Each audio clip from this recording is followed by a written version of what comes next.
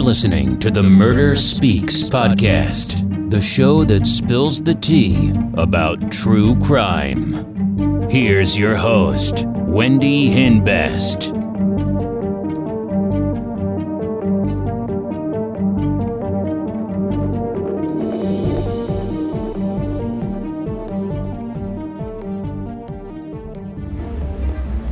Tonight's top story. Breaking news, a vehicle believed to belong to 19-year-old UNO student Jessica O'Grady has been found in an area strip mall. Hey, welcome back. So today's real crime story is about 19-year-old Jessica O'Grady, a student from Omaha. So one night, on Wednesday, May 10th, 2006, Jessica was with her roommate studying. Then she started texting a coworker named Chris Edwards, a boy she worked with and liked. So shortly after she texted Chris, she tells her roommate she's going to go to Chris's house. A short time after she left to go to Chris's house, she sends one of her roommates a text that says, "No shenanigans for Jessica." So the next morning, her roommates notice that she's not there.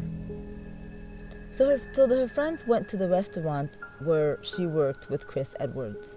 And they talked to Chris, and he told them Jessica never went to his house that night. He tells them that their plans were canceled. Then police find Jessica's car in a strip mall. They get a search warrant to search her car. And there was no DNA evidence that her body was in the car. Chris Edwards volunteers to be interviewed by police. He tells police neither of them wanted to be tied down, and that she might have been depressed. Police find out Jessica was pregnant. Chris tells police that he didn't think he was the father. Volunteers search for Jessica. Two young women, Tracy and Jessica, with similar characteristics, go missing, days apart in the same area. Then on May 21st, 2016, police find a female body in the Missouri River. Breaking news, a body has been found in the Missouri River. I have no idea as to the identity of this individual we found today. That identity is unknown at this time. The body belonged to Tracy. Police discover Tracy's death was a homicide, and she died of asphyxiation. Her husband was arrested for Tracy's murder. So Jessica was seeing two guys named Chris. Chris tells police they met at work.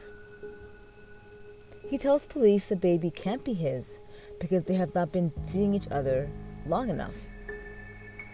He also gives police a solid alibi. He was at a bar with his friends. The police get the phone records of Jessica and Chris Edwards. He told the police that he texted Jessica to cancel.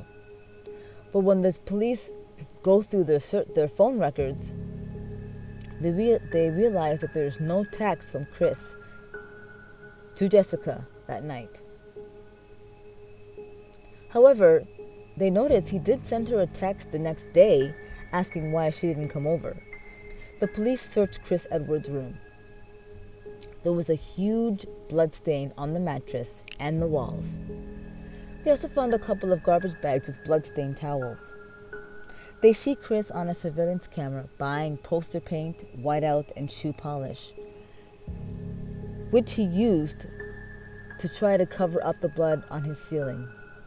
All the blood in Chris's room belonged to Jessica.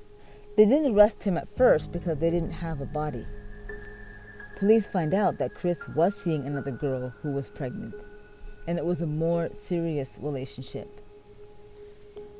So he had to get rid of Jessica.